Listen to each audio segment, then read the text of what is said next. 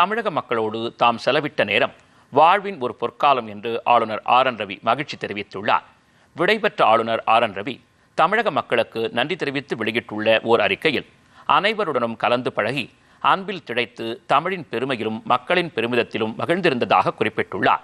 பாரதியார், கம்பர், வள்ளுவர், வீரபாண்டிய கட்டபொம்மன், வேலுநாச்சியார் உள்ளிட்டோரை நினைவு கூர்ந்துள்ள ஆர்.என். ரவி கடந்த 54 மாதங்களில் தமிழக மக்கள் வழியாக இந்த பெருமக்களோடு வாழ்ந்ததாகவும் செம்மாந்த நெறிகளில் திளைத்து அன்பின் அரவணைப்பில் ஆழ்ந்து கலந்ததாகவும் கூறியுள்ளார். மரபிலும் நவீனத்திலும் சிறந்த மாநிலம் தமிழ்நாடு என்று புகழாரம் சூட்டியுள்ள அவர், மனிதநேய உறவினால் தமிழ் குடும்பத்தில் தாமும் ஒருவராக உணர்ந்து வாழ்ந்ததாக நெகிழ்ச்சியுடன் குறிப்பிட்டுள்ளார். தமிழர்களின் ஆற்றலும் திறமையும் தம்மை வியப்பில் ஆழ்த்தியிருப்பதாக கூறியுள்ள ஆர்.என். ரவி, தமிழர்கள் என்றால் அறிவு முதிர்ச்சி கொண்டவர்கள் என்றும் அயராத உழைப்பு, உழைப்பின் களிப்புக்கு சொந்தக்காரர்கள் என்றும் நினைவு கூர்ந்துள்ளார். இளைய தலைமுறையினரும் மாணவர்களும் கம்பராமாயணத்தை படிக்க வேண்டும் என்றும் ஆர்.என். ரவி கேட்டுக்கொண்டுள்ளார்.